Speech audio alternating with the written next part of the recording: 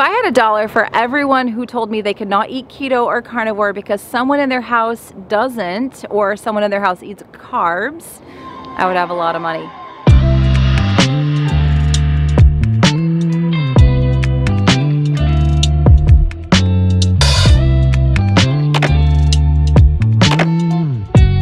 Welcome back. My name is Sarah. I am known as Carnivore Yogi.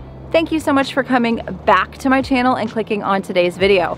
Today, I'm going to give you my top 5 tips for eating a keto or carnivore diet when people in your house just really don't.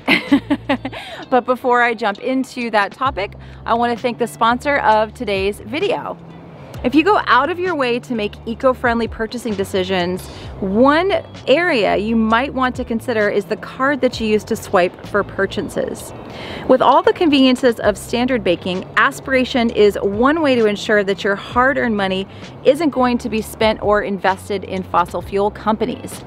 I did not know this, but big banks in the United States spend hundreds of millions of dollars investing in fossil fuels. Aspiration is a different sort of financial institution because your money goes to planting trees and reducing that carbon footprint. Aspiration is 100% committed to clean finance and to making sure that saving and spending are a bit more eco-friendly. All of your transactions with Aspiration are FDIC insured. You can also pay what you feel is fair in monthly fees, and there are over 55,000 ATMs across the United States. You can also get 5% cash back when you shop with eco-friendly companies such as Tom's. And there's a really cool feature where you can choose to round up your purchases, and that money that you round up is spent towards reforestation instead of deforestation. So if avoiding supporting fossil fuels and carbon emissions in the environment is important to you, check out Aspiration. For a limited time, people in my audience can use the link below this video and get $50 bonus for signing up when they fund their account with $10. Thanks again to Aspiration Bank for sponsoring this video. All right guys, so let's talk about these top 5 tips for eating keto or carnivore when your family doesn't. So number 1, just cook enough meat for everybody to eat. A lot of the meals that I make for my family are meat-based because everyone in my family eats meat. They kind of don't have a choice. So what I end up doing a lot of the time is I cook a big roast in the Instant Pot, I cook a big roast in the oven, I grill a bunch of meat, and then I'll make side dishes for the rest of the family. And it's not that difficult because I just eat the meat and I might eat a little bit of vegetable off of what they eat, but the main staple of our meals is typically meat.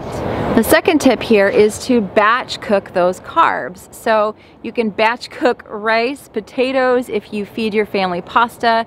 Batch cook it, keep it in the refrigerator so it's not something you're constantly having to prepare. I think it can be difficult when you're eating a certain way and your family is eating a different way to continually prepare separate meals all the time. So going back to my first point, cooking mostly meats for the staple of your meal, but then batch cooking those carbohydrates. So when it is time for dinner, you could just pull those out and use those over the course of a week.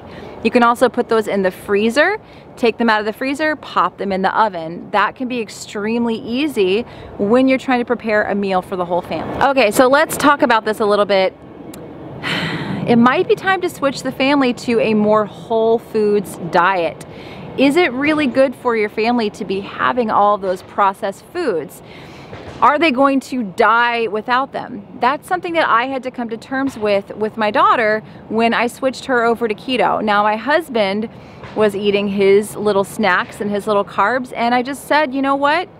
I think that this could be very helpful for my daughter. She does have some neurological issues, behavior issues. The ketogenic diet is amazing for neurological issues. So I really had to talk to him about this, and we had to do a whole home clean out. I said, you know what? If you're gonna have those little snacks, keep them in your car, keep them locked away in another room. We just can't have those around anymore. So this is a really good option for a lot of you guys, you know. If you don't want to continue cooking all those extra things for your family, just say, we're going to switch to a whole foods diet. And again, you may end up throwing some potatoes in the oven, cooking a little bit of rice, cooking some things here and there if they still want to eat carbohydrates, but you don't have to eat those things. And I find that those whole food carbohydrates are a lot less tempting than the processed and packaged carbohydrates. Number 4, you really have to change your mindset. So if you are going to allow your family to still keep all of those snacks and things in the house, you have to look at those things and label them as not yours. One of my favorite people in the keto and carnivore space, her name is Keto Mary. Her name's Mary, but she's known as Keto Mary 71 over on Instagram. We've talked at length about this, and she lost over 100 pounds and reversed her type 2 diabetes while having teenagers in the house who have all kinds of candy, snacks. Her husband has all of these things. And so she really had to change her mindset and say, you know what? Those are Brett's snacks. Those are my son's snacks. I'm not going to eat those. And so that takes some mental work. You may want to join a support group, get some help, have people in an online network that are doing the same thing that you're doing. I will put some resources below this video if that is something that you want to do. But you're gonna have to change your mindset around those foods. Those are not your foods. I like to look at those foods for me as poison because I know that they make me feel bad. They don't help me. They mess with my health. So you really do have to change your mindset if you're gonna continue to allow those foods to be in your house, if you're not gonna go with option 3. Number 5, you have to close your kitchen off at certain times. Know your trigger times. So a lot of people do absolutely wonderful during the day, but in the evening, those cravings start to kick in. You really start to want to eat those extra snacks, those extra foods.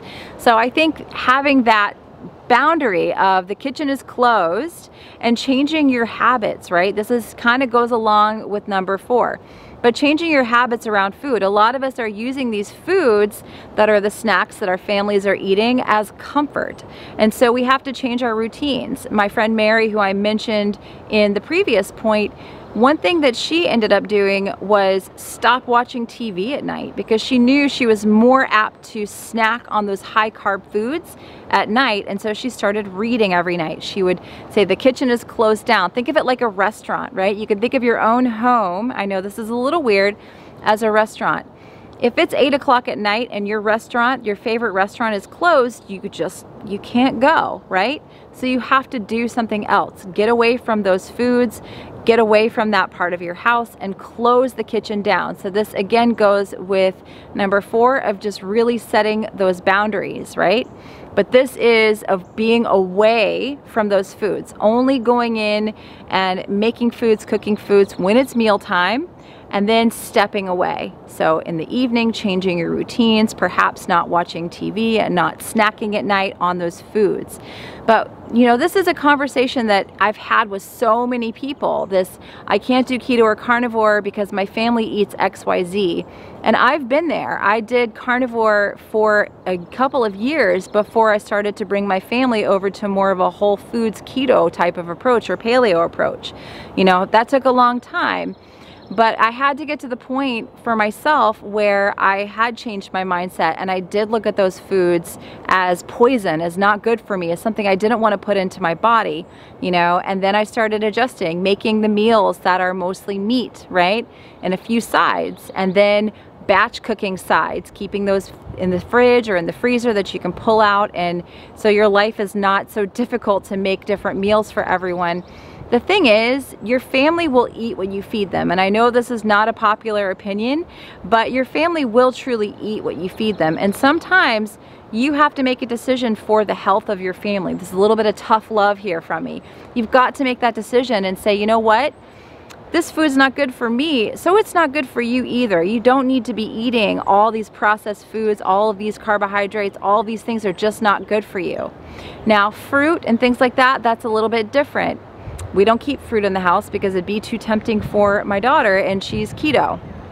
But you may be able to have those foods around. I really haven't met a lot of people who binge on oranges, right?